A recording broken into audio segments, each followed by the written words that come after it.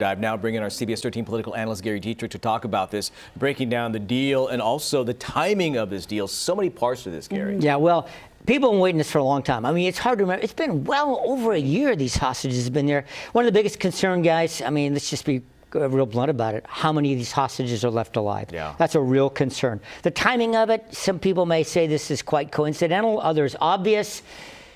The ceasefire starts Sunday, the day before Trump's inaugurated. So there's already talk, guys, in Washington, who gets credit for this. I thought, John Kirby, national security spokesman, said it well when he said, look, nobody cares about the credit. There's plenty to go around. Right now, you got to be concerned for peace in the Middle East and the hostage families. Yeah, that's what should be the focus, right, for sure. And then, I want to talk about, too, that the President Biden had given a speech this afternoon where he actually said that he worked with the Trump team to come up with this whole deal. But then we're going to show you this question and answer that took place, and then I want to get your take on that. Right.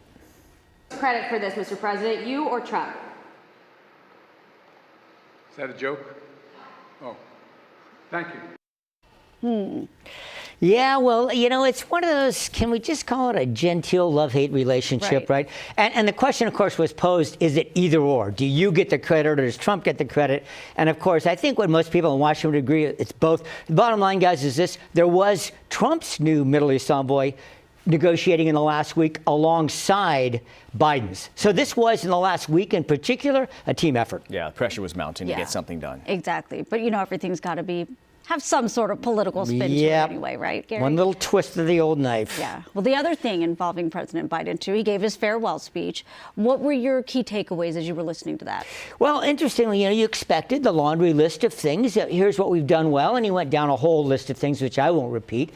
But right in the middle of that farewell speech was quite a pivot to we need to be careful about. He talked about a potential oligarchy, compared it to the rail barons, which Sacramento played a role in the old rail baron days, saying it's now the tech bros, the tech billionaires. So the first half of it was kind of congenial. The second half was not so much. Yeah, well, he couldn't give Trump the punches on the campaign trail, so going out swinging in some parts. Let's talk about the wildfires because we have you here, obviously, and it's so crucial to get the help from everyone, including the federal government. But there's some talk that there might be some strings attached when it comes to the federal help going to California. Right. What does that even mean?